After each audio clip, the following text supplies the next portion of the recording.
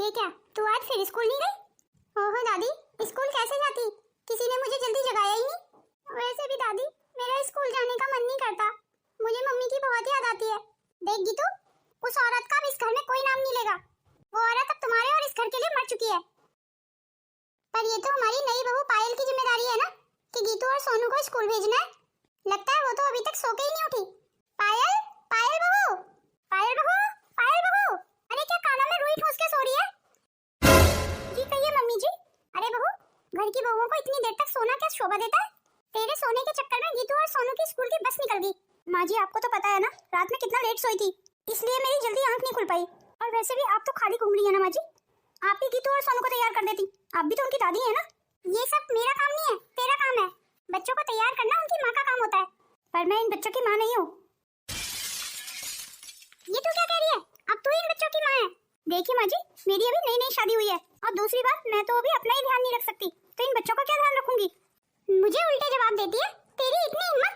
इस घर में आज तक मेरे बच्चों ने भी मुझसे ऊंची आवाज में बात नहीं की, और तू 2 दिन की आई मुझसे जबान लड़ा रही है। माफ कीजिएगा मम्मी जी, मैंने अभी ऐसा कुछ नहीं कहा आपको। जिस दिन कहने पे आई ना, उस दिन आप भागती फिरेंगी। और आप ऊंची आवाज करने की बात कर रही है ना, तो मेरे मायके में आज तक मेरे से किसी ने ऊंची आवाज में बात नहीं की, क्योंकि मैं किसी को मौका ही नहीं देती कि कोई मुझसे ऊंची आवाज में बात करे। इसलिए आइंदा से ध्यान रखिएगा माँ जी। और हाँ, मैं कोई गीतू और सोनू की जिम्मेदारी नहीं उठाने वाली। मैं तो कहती हूँ इन लड़कियों को उनकी माँ के पास भिजवा दो, वही आपके लिए अच्छा होगा। देखा ना दादी, ये नई मम्मी हमें बिल्कुल प्यार नहीं करती है। चाकू की धार से भी तीखी आवाज है इसकी। इस आवाज पे अगर मैंने जंग ना लगा दी ना, तो मेरा नाम भी लीलावती नहीं। अब तो निखिल ही ठीक करेगा इसे। पता नहीं माँ जी की मुझे यहाँ देख के क्या प्रतिक्रिया होगी। मुझे तो वो यहाँ देखना भी नहीं चाहेंगी, और मुझे तो मेरी बेटियों से मिलना है ना। चाहे माँ जी मुझे कुछ भी कहें, अपनी बेटियों के लिए मैं सब कुछ बर्दाश्त कर लूंगी। गीतू, सोनू, मम्मी आ गई, मम्मी आ गई। तेरी हिम्मत कैसे हुई यहाँ आने की? मैं कहती हूँ अभी के अभी निकल जा इस घर से। मैं अपनी बेटियों से मिलने आई हूँ माँ जी, मैं उनके बिना नहीं रह सकती। आप हमारी मम्मी को ऐसे निकाल नहीं सकती इस घर से। भगवान के लिए हमारी मम्मी को यहीं रहने दो दादी। तुम्हें कितनी बार समझाया है ना, जब बड़े बात करते हैं तब बच्चे बीच में बात नहीं करते। और ये तुम्हारी मम्मी नहीं है, तुम्हारी नई मम्मी ये है। इस औरत से हमारा कोई वास्ता नहीं है। अच्छा, तो ये है निखिल जी की पहली पत्नी। कहीं ये दोनों लड़कियों को अपने साथ ना ले जाए। अगर ऐसा हुआ तो निखिल जी का विश्वास मुझसे बिल्कुल उठ जाएगा। कुछ देर तक मुझे अच्छी माँ होने का ढोंग करना ही पड़ेगा। भगवान के लिए दीदी, मेरी दोनों बच्चियों को अपने साथ मत ले जाइए। लगता है इन कुछ ही दिनों में मेरी बच्चियों से बड़ा प्यार हो गया तुम्हें। मैं तो ऐसी हूँ दीदी, जहाँ जाती हूँ ना सबको अपना बना लेती हूँ। हाँ वो तो मुझे दिख ही रहा है, पर अपनी बेटियों को तो मैं यहाँ से लेके जाऊंगी। तो तुम क्यों आई हो यहाँ? क्यों? मुझे यहाँ आने से कौन रोक सकता है? मैं यहाँ अपनी बेटियों से मिलने आई हूँ। पर तेरे लिए इस घर में कोई जगह नहीं है। आप मुझे यहाँ रहने से नहीं रोक सकते, क्योंकि कानूनी तौर पे अभी भी मैं आपकी पत्नी हूँ, और मेरे होते हुए आपने दूसरी शादी कर ली, वो भी मुझसे बिना तलाक लिए। बड़ी गज भर की जवान हो गई है तेरी। लगता है तेरी माँ ने खूब सिखा पढ़ा के भेजा है तुझे। आप बिल्कुल ठीक कह रही हैं माँ। इस घर में 2 ही लोग तो सही बोलते हैं, एक तुम और एक तुम्हारी माँ। लगता है पहले वाली मार भूल गई है। बस भूली तो नहीं हूँ मैं कुछ भी। तो ये ले फिर, मेरा ये थप्पड़ तुझे कुछ भूलने भी नहीं देगा। गलती से भी ये गलती मत कीजिए, नहीं तो हाथ तोड़ के आपके हाथ में दे दूंगी। मैं यहाँ आपकी पत्नी की हैसियत से नहीं, अपने बच्चों की माँ की हैसियत से आई हूँ, और एक माँ को उसके बच्चों से मिलने से कोई नहीं रोक सकता, आप भी नहीं। और अगर आपने मुझे मेरे बच्चों से मिलने से रोका ना, तो मैं पुलिस में कंप्लेंट कर दूंगी, और पुलिस में जाते ही आपकी दूसरी शादी भी रद्द हो जाएगी। इसलिए अपनी शादी बचाना चाहते हैं ना, तो मुझे मेरे बच्चों से मिलने से मत रोकिए, और मुझे यहीं रहने दीजिए। ये सब क्या है निखिल? ये सब मैं क्या सुन रही हूँ? अभी तुम्हारा तलाक नहीं हुआ, इसका मतलब तुमने मेरे साथ धोखा किया। नहीं नहीं बहू, ऐसी कोई बात नहीं है। आप चुप रहिए माँ जी, मैं अपने पति से बात कर रही हूँ। वैसे भी मुझे आपकी बात पे रत्ती मास भी विश्वास नहीं है। हाँ तो निखिल, तुमने बताया नहीं? नहीं ऐसा कुछ भी नहीं है, वो बस हमारा तलाक होने ही वाला है। पर हुआ तो नहीं ना, इसका मतलब ये औरत सही बोल रही है। अब तो मैं भी इस औरत की बेटियों के साथ नहीं रह सकती। तुम्हारे लिए बेहतर होगा कि तुम इस औरत की बेटियों को उसे दे दो, नहीं तो मैं ही इस घर को छोड़ के चली जाती हूँ। नहीं बहू, ये तो क्या कह रही है? अब फैसला आपके हाथ में है माँ जी। अपनी बेटियों को लेके मैं यहाँ से चली जाऊंगी, कभी तुम लोगों को परेशान नहीं करूंगी। नहीं मैं अपनी बेटियों को नहीं दूंगा तुम्हें। पर तुम्हें तो बेटी की चाह है ना, तुम्हें बेटियों की क्या जरूरत? अरे अपने बच्चों से पहले किसे प्यार नहीं होता? अब फैसला तुम्हारे हाथ में है वैसे भी तुम्हें अपनी दूसरी पत्नी के साथ रहना है या अपनी दो बेटियों के साथ? ठीक है, तू अपनी दोनों बेटियों को ले जा यहाँ से और भगवान के लिए मेरे बेटे का पीछा छोड़ दे। ये आप क्या कह रही हैं माँ? तुम दोनों माँ बेटे बैठ के फैसला कर लो। मैं अंदर कमरे में तुम्हारे फैसले का इंतजार कर रही हूँ। नहीं नहीं माँ, मैं इस औरत को अपनी बेटियों को नहीं दे सकता। पर हमें तो मम्मी के पास ही रहना है। तो फिर ठीक है, सोनू और गीतू अपनी माँ के साथ ही रहेंगी। ये आपने क्या कर दिया माँ? पागल मत बन, जाने दे इसे अपनी लड़कियों के साथ। वैसे भी अब तेरी दूसरी शादी हो गई है, बच्चे और पैदा हो जाएंगे। अपने बच्चों को ले और निकल यहाँ से।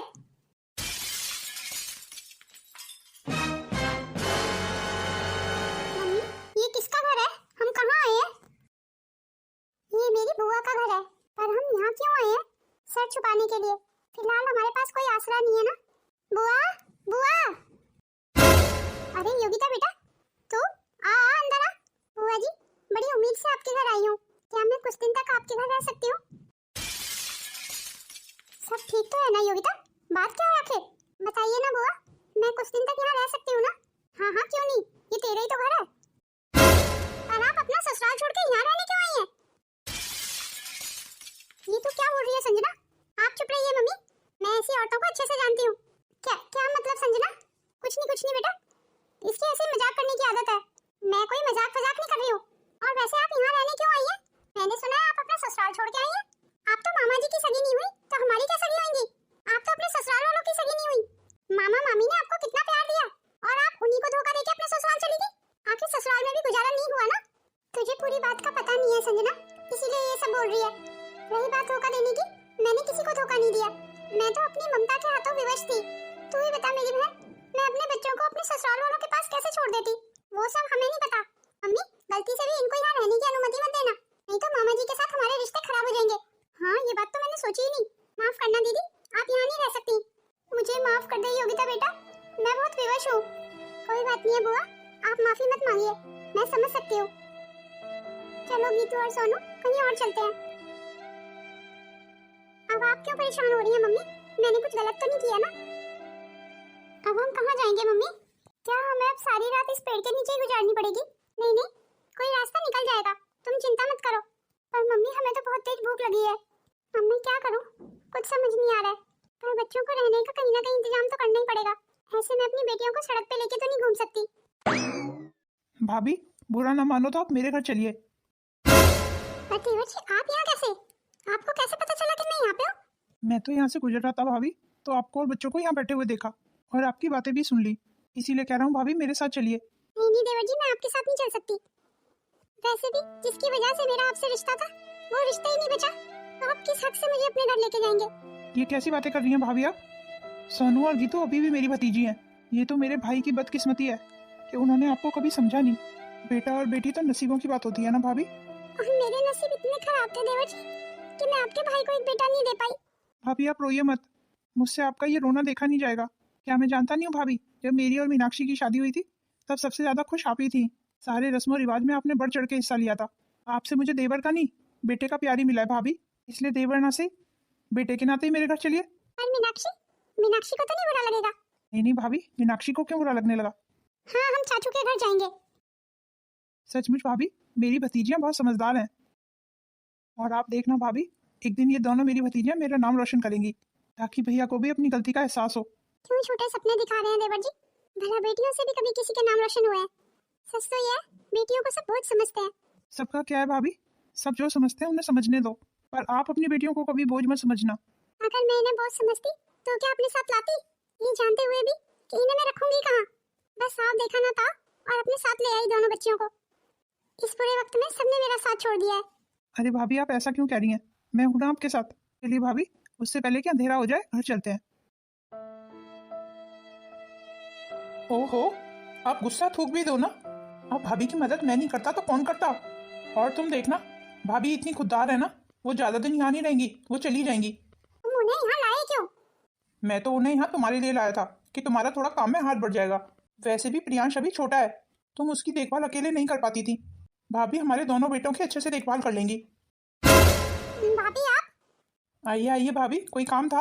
वो माफ कर दीजिए देवर जी, वो सोनू और गीतू को बहुत भूख लगी थी, मैं बस वही बोलने के लिए आई थी मीनाक्षी को, और मैंने आप लोगों की बातें सुन ली। माफ करना भाभी, आप तो जानती है ना मीनाक्षी थोड़ी गुस्से वाली है। अरे नहीं नहीं देवर जी, मुझे मीनाक्षी से कोई शिकायत नहीं है, और वैसे भी ये मीनाक्षी का घर है, वो जिसे चाहे रखे और जिसे चाहे निकाल दे। मैं भी मीनाक्षी की बिना मर्जी के तो यहाँ नहीं रह सकती ना। मीनाक्षी, तुम मेरी छोटी बहन की तरह हो, मैंने तुझे हमेशा अपनी छोटी बहन ही माना है। अगर तू नहीं चाहेगी तो मैं यहाँ नहीं रहूंगी, मैं अपनी बेटियों को लेकर यहाँ से चली जाऊंगी। ये सब पाठ आप मुझे मत पढ़ाइए भाभी कि आप मुझे अपनी छोटी बहन मानती हैं। आज आपको मेरी जरूरत पड़ी है, आप बड़ी प्यारी प्यारी मीठी मीठी बातें कर रही हैं। क्या बात है मीनाक्षी, तुम मुझ पे इतने तंज क्यों कस रही है? आखिर मैंने किया क्या है? क्यों भाभी, उस दिन जब मैं प्रियांश को लेकर ससुराल पहुंची हुई थी, तब तो आप मेरे प्रियांश से मिलने तक नहीं आई थी, आप उसे देख के चिढ़ गई थी। ये तुम क्या बोल रही हो मीनाक्षी? मैं भाभी से बात कर रही हूँ, मुझे भाभी से बात करने दीजिए। हाँ तो भाभी, उस दिन तो आप बाहर भी निकल के नहीं आई थी, मेरा मुन्ना दूध के लिए रो रहा था, आपसे तो इतना भी नहीं हुआ कि उसे दूध ही गर्म करके दे देती। और आज जब आपका कोई रहने का ठिकाना नहीं है तो मुझे छोटी बहन बोल रही है। सच तो ये है भाभी, आपने अपनी छोटी बहन तो क्या, मुझे कभी अपनी देवरानी तक नहीं माना। हर जगह मेरी मम्मी को कितनी बातें सुननी पड़ रही हैं। मैं मम्मी को बोल दूंगी कि हमें यहाँ नहीं रहना, कोई भी मम्मी को समझने को तैयार ही नहीं है, सबको बस अपनी अपनी पड़ी है। उस समय मैं कितनी तकलीफ से गुजर रही थी, मैं तुझे बता भी नहीं सकती। भगवान न करे ऐसी परिस्थितियों से कोई गुजरे। मैं तो दिन के आधे समय तक बाथरूम में ही बैठी रहती थी, मेरी तकलीफों को कभी किसी ने नहीं समझा। देवर जी, मैं अपनी तकलीफों के बारे में किसी को समझाना भी नहीं चाहती। अच्छा होगा आप मुझे मेरे मम्मी पापा के घर छोड़ दें। ये आप क्या कह रही हैं भाभी? मैं यहाँ नहीं रह सकती, मुझे अपने रास्ते खुद ही बनाने पड़ेंगे। गीतू, तू तू यहाँ क्या कर रही है? चलिए मम्मी यहाँ से।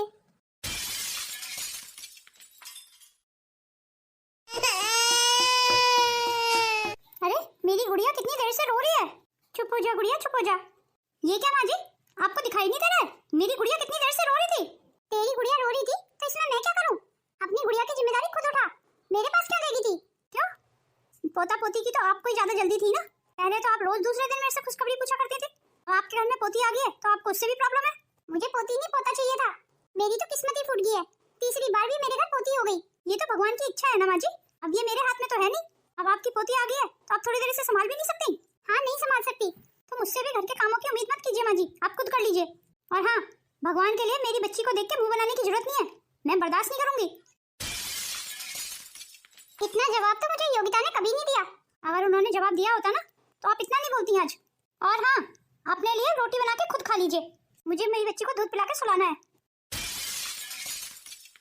वो तो अच्छा है इसने लड़की को जन्म दिया है, लड़के को जन्म देती तो मार ही डालती मुझे।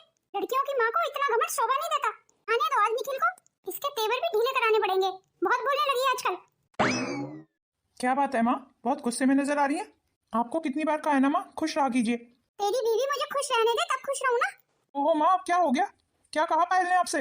वो तो अच्छा है उसने लड़की पैदा की है, अगर लड़का पैदा करती ना तो मुझे इस घर से ही निकाल देती। जब देखो अपनी लड़की को मेरी गोद में छोड़ जाती है। देख निखिल, मुझसे नहीं संभालते अभी बच्चे बच्चे। तो माँ पायल काम कर रही होगी ना? अरे काम तो हम भी करते थे और बच्चे भी संभालते थे, मैंने कभी अपने बच्चे तेरी दादी को संभालने को नहीं दिए। तेरी दादी संभालती कहाँ थी, बावजूद उसके कि मैंने 2-2 लड़के पैदा किए थे। तेरी तो मैंने 2-2 शादियां कर दी, उसके बाद भी लड़की पैदा हो जाती है बार बार। मुझे तो लगता नहीं इस जन्म में तेरा वंश बढ़ेगा। आपका तो सुबह शाम का यही ताना मारना रह जाता है मुझे। जब मैं ऑफिस जाता हूँ तब भी आप यही ताना मारती हैं, और जब मैं ऑफिस से वापस आता हूँ तब भी आप यही ताना मारती हैं। अब जब भगवान ने मेरे भाग्य में लड़का दिया ही नहीं है तो मैं क्या बना लाऊं लड़का कहीं से? कोई बात नहीं है माँ, चिता को अग्नि नहीं देने वाला है ना कोई मेरे को, तो आप मुझे गंगा जी में ऐसे ही बहा देना। ये निखिल को क्या हो गया, कितने गुस्से में बात कर रहा था। आजकल ये भी अपनी बीवी के सुर में ही बात करता है, भलाई का तो जमाना ही नहीं है। खैर मुझे क्या है, मेरी तो जैसे तैसे कट ही जाएगी, यहाँ नहीं तो मैं अपने छोटे बेटे के पास चली जाऊंगी। भगवान की दया से वहाँ 2-2 पोते हैं मेरे। माँ जी का तो रोज का ही हो गया है अब ये। बताओ, कोई दादी अपनी पोती को देख के मुंह बनाती है भला? और जो औरत अपनी पहली 2 पोतियों को घर से निकलवा सकती है वो कुछ भी कर सकती है। वो तो योगिता थी जिसने ये सब बर्दाश्त कर लिया, पर मैं अपनी बेटी के साथ और अपने साथ ये अन्याय बिल्कुल बर्दाश्त नहीं करूंगी। निखिल से मुझे बात करनी पड़ेगी। हाँ, अब तुम भी बोल लो, क्या बोलना चाहती हो? मैं जो बोलना चाहती हूँ वो तुम अच्छे से जानते हो। अब अपनी माँ को ही देखो, हर समय मुझे 3-4 बातें सुनाती रहती है। जब देखो मेरी बेटी को देख के मुंह बनाती रहती है।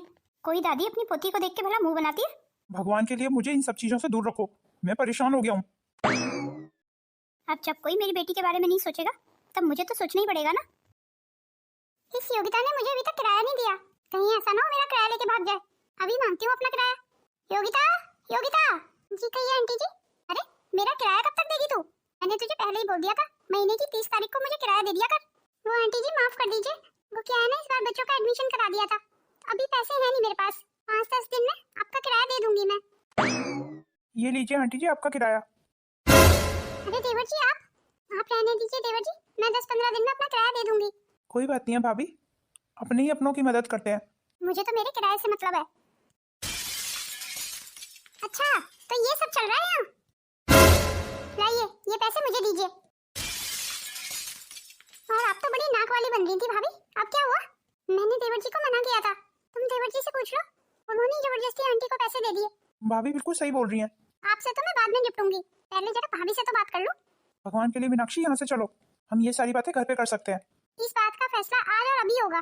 मैंने कहा था ना देवर जी, खामखा आपने मेरे लिए और मुश्किल बढ़ा दी। अपने पति पे बस नहीं चला तो मेरे पति को फांसने चली। ये तुम क्या बकवास कर रही हो? मैं बकवास कर रही हूँ और तुम ये सब क्या कर रहे हो? अरे भाई तुम्हें जो भी बात करनी है ना अपने घर में जाके करो, आगे से मैं तुम्हें इस घर के आसपास भी ना देख लूं। बड़े आए भाभी का किराया देने वाले।